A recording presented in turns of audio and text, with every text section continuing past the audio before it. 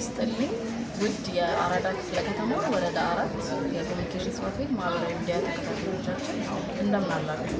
ዛሬ በወረዳችን ባሉ ጽሕፈት ቤቶች አገልግሎት አሰጣጥ ምን ይመስላል የሚለውን ቅኝታችንን የምናቀርብላችሁ ይሆናል። እስከ ፕሮግራማችን ፍጻሜ ድረስ በደንብ እንድትከታተሉን አሳስባለሁ።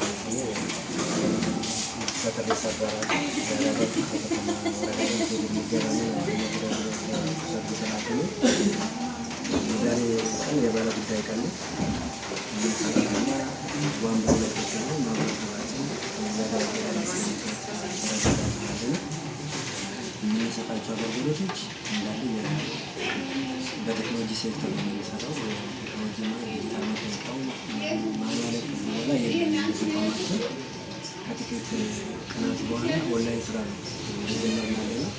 ኦንላይን ስራ ሲጀምር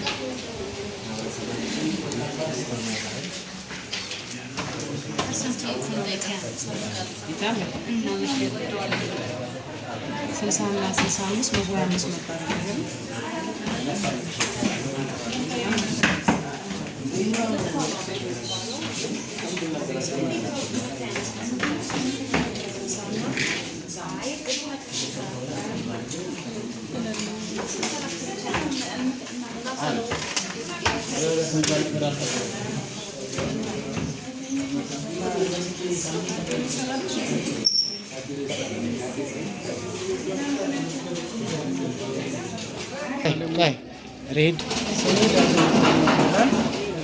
የዚህ ወረዳ 4 ነዋሪ ነኝ።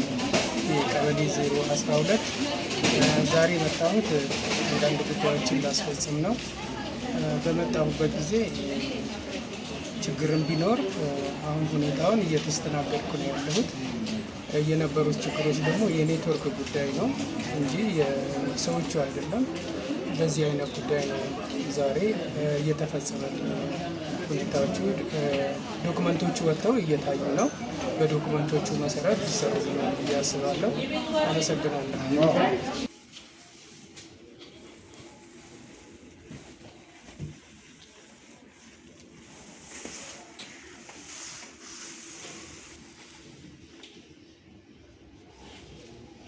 እሺ እንግዲህ አገልግሎት አሰጣጣችን በወረዳችን ከላይም ከከተማ አስተዳደር ጀምሮ በተቀመጠ ዳይሬክሽን ሮብና አርብ ቢሮ ላይ ሆነን እንሰጣለን።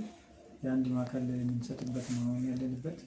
ስለዚህ በጣም ሰው የሚበዛባቸው ጽሕፈት ቤቶችን እዚህ መጥቶ አብረን እናገለግላለን። በየጽሕፈት ቤቱ ባለሙያም አመራርም ያገለግላል።